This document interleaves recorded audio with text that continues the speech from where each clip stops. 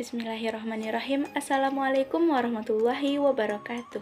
Saya Latifah Zahra ini dengan nomor NIM 2030106015 dari jurusan Tadris Biologi Fakultas Tarbiyah dan Ilmu Keguruan Institut Agama Islam Negeri Batu Sangkar. Pada kesempatan ini, saya akan membahas tentang salah satu materi dari mata kuliah Ekologi Tumbuhan, yaitu konsep faktor lingkungan. Nah, sebelum kita masuk kepada materi, saya akan melihatkan apa saja indikator materi yang akan saya bahas pada kesempatan kali ini. Yang pertama yaitu komponen lingkungan, yang kedua hubungan antar faktor lingkungan, yang ketiga hukum minimum Liebig, yang keempat hukum toleransi dan self-worth, yang kelima faktor pembatas. Baiklah, kita masuk kepada indikator materi yang pertama, yaitu komponen lingkungan. Sebagaimana yang kita ketahui, bahwasanya komponen lingkungan itu terbagi menjadi dua, yaitu komponen biotik dan komponen abiotik. Nah, pada kesempatan ini, saya akan menjelaskan satu persatu dari komponen lingkungan ini. Yang pertama yaitu komponen lingkungan biotik, di mana isinya yaitu segala sesuatu yang bernyawa dan dapat berinteraksi, seperti tumbuhan, hewan, manusia, dan mikroorganisme seperti virus dan juga bakteri. Nah, di sini saya sudah melihatkan rantai makanan yang mana rantai makanan ini termasuk kepada komponen biotik. Nah, di sini dapat kita lihat bahwasanya ada padi, ada tikus, ada belalang, ada burung, ada ular, dan ada elang. Nah, dari komponen biotik ini terdapat beberapa bidang. Yang pertama yaitu ada yang sebagai produsen, di mana produsen ini merupakan makhluk hidup yang dapat membuat makanannya sendiri atau bersifat autotrof, yaitu di sini diperankan oleh padi. Kemudian ada konsumen. Nah, konsumen ini merupakan makhluk hidup yang tidak dapat membuat makanannya sendiri atau yang bersifat heterotrof, di mana konsumen ini terbagi lagi menjadi tiga. Yang pertama konsumen tingkat 1. Nah, konsumen tingkat 1 ini merupakan hewan pemakan tumbuhan, yaitu herbivora. Contohnya ini diperankan oleh belalang dan juga tikus, di mana tikus juga makan padi dan belalang juga makan padi atau daun padi. Nah, kemudian ada komponen tingkat 2 yaitu konsumen tingkat 2 yaitu karnivora, di mana ia memakan hewan lainnya. Nah, di sini diperankan oleh burung dan juga ular. Kemudian ada konsumen tingkat ketiga yaitu omnivora, di mana ia pemakan daging dan tumbuhan. Kemudian ada pengurai. Nah, di sini pengurai bersifat saprofit dan berfungsi untuk menguraikan makhluk hidup menjadi zat-zat anorganik. Di sini diperankan oleh burung elang. Kemudian yang kedua yaitu komponen abiotik, di mana komponen abiotik ini merupakan segala sesuatu yang tidak bernyawa, seperti yang pertama yaitu tanah. Tanah sangat berperan penting dalam menopang kehidupan hampir semua makhluk hidup di muka bumi ini. Tanah ini dapat berasal dari pelapukan batuan dan juga makhluk hidup yang sudah mati. Kemudian ada udara. Udara merupakan campuran dari beberapa gas yang berperan penting untuk melindungi bumi dari radiasi cahaya. Kemudian ada air. Air merupakan komponen penting bagi kehidupan karena hampir seluruh makhluk hidup ini mengandung air sebanyak 75%. Kemudian cahaya matahari. Nah, cahaya matahari ini merupakan sumber energi utama bagi makhluk hidup. Yang selanjutnya yaitu suhu dan temperatur. Nah, suhu dan temperatur ini sangat berperan penting bagi semua makhluk hidup.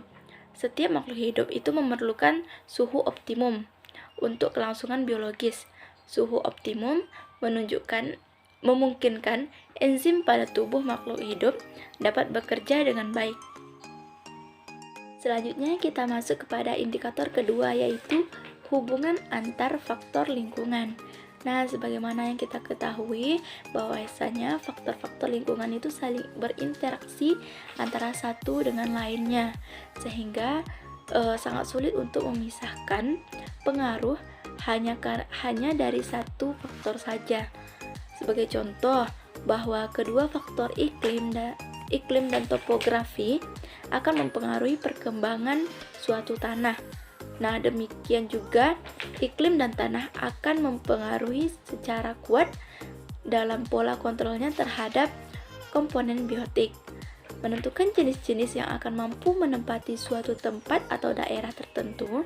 Meskipun demikian, karakteristik mendasar dari ekosistem apapun akan ditentukan atau diukur oleh abiotiknya.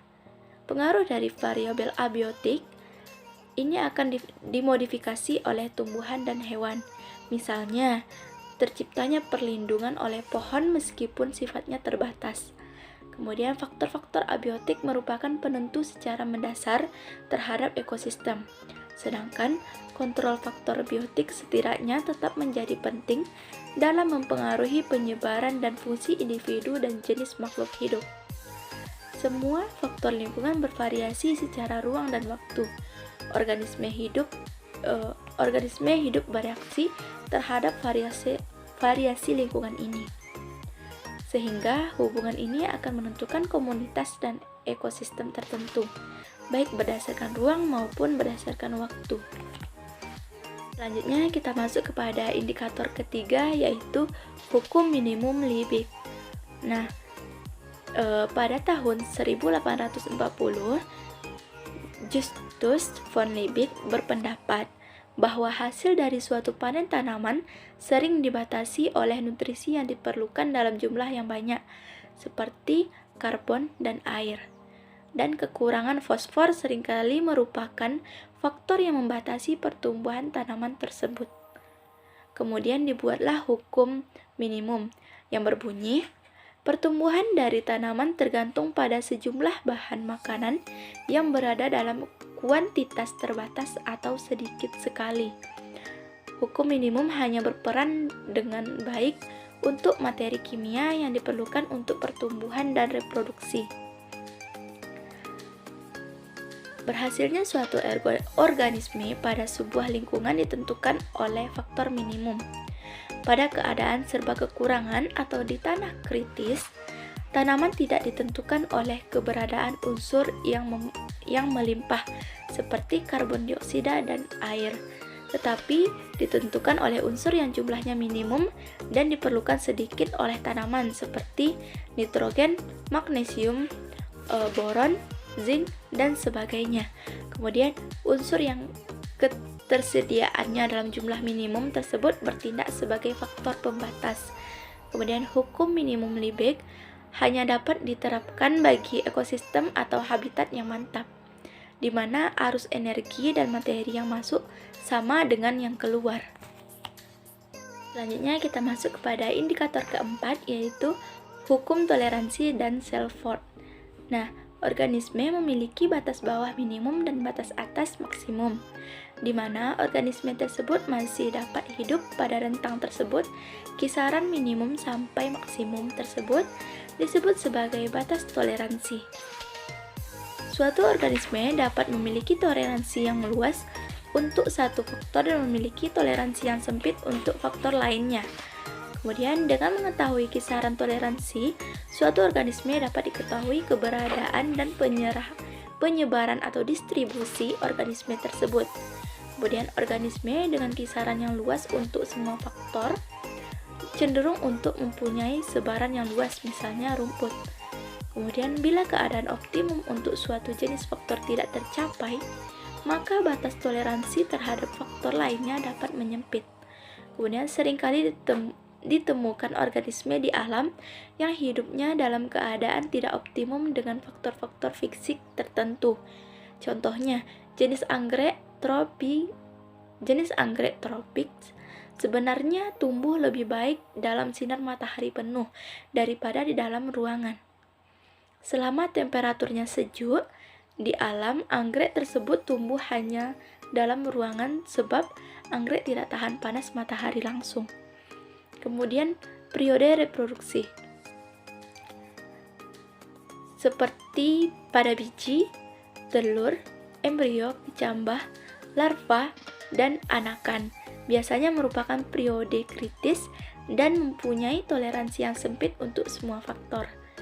Dalam hukum toleransi, itu terdapat yang pertama steno yang berarti sempit, kemudian euri yang berarti luas atau lebar, kemudian ada stenohidrik, eurihidrik yang berarti air, kemudian ada stenohalin atau dan eurihalin yang berarti kadar garam. Kemudian ada stenophagic atau euriphagic yang berarti makanan. Kemudian stenoiceous dan euriceous yang berarti pemilihan. Selanjutnya kita masuk kepada indikator kelima, yaitu faktor pembatas.